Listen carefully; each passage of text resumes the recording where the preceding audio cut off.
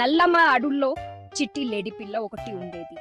హైగా గంతులు వేస్తూ అడవిలో ఎక్కడ పడితే అక్కడ తిరిగేది.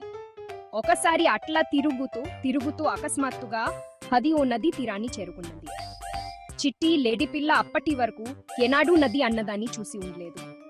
అన్నన్ని నీళ్లను మోసుకొని బరువుగా ప్రవహిస్తూ పోతున్న నదిని చూస్తే దానికి ఎక్కడలేని ఉత్సాహం వచ్చింది. అది నదిలోకి దిగి కాళ్ళు కడుక్కుంది, మునిగి లేచింది, అటు ఇటు గెంతింది, కొంచెం దూరం కొట్టుకుపోయింది, మళ్ళీ తెరుకొని బయటికి ఎగిరి దూకి ముచ్చట్పడ్డది. అట్లా షికార్లు చేస్తుంటే దానికి నీళ్లలో చక్కని చెప్పొకటి కనిపించింది. అది కూడా చిట్టి లేడిపిల్లను చూసి చాలా సంతోషపడ్డది.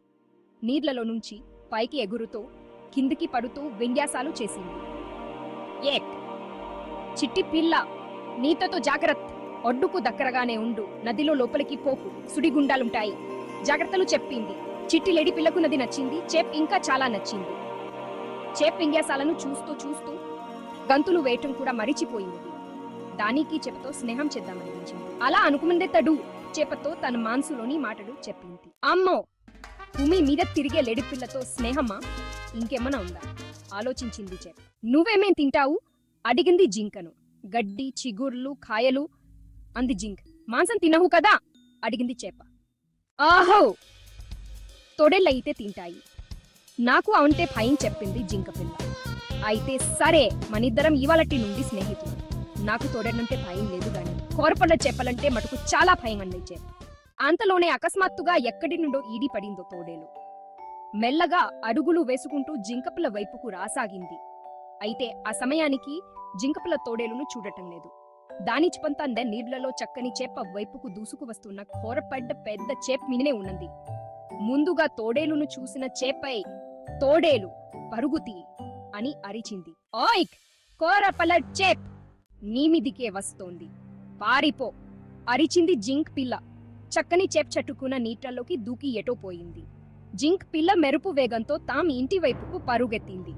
కోపంగా దాన్ని వెంటాడిన తోడేలు కొంతసేపటికి నిరాశగా వెనుతిరిగింది. మరునాడు జింక పిల్ల మండ్రి నది దగ్గరికి వెళ్ళి చక్కని చేపను పిలిచింది. ఓ మిత్రమా, ఎలా ఉన్నావు? కోరపల్ల చేప నుండి తప్పించుకున్నావా అని అడిగింది. చేప నీటపైకి ముఖం పెట్టుకొని విచారంగా ఉన్నది. జింక్ పిల్లను చూడగానే ప్రాణం లేచి వచ్చినట్లు. అప్పా, బాగానే ఉన్నావా?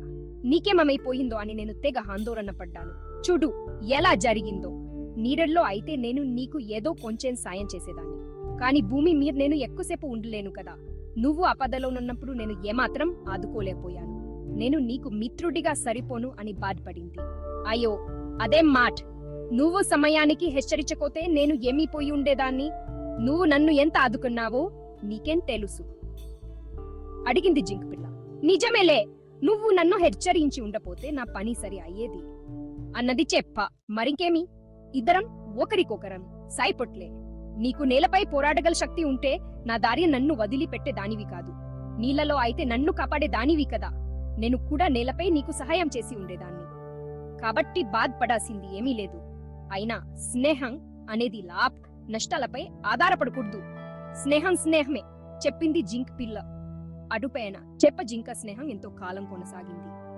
తమాకు వీలు చిక్కనప్పుడల్లా రెండు కలుసుకొని నీటిలోను భూమి మీద జరిగే ముచ్చట్లను కళ్ళు కక్కులుగా చెప్పుకుంటూ సంతోషంగా ఉన్నాయి. పొగ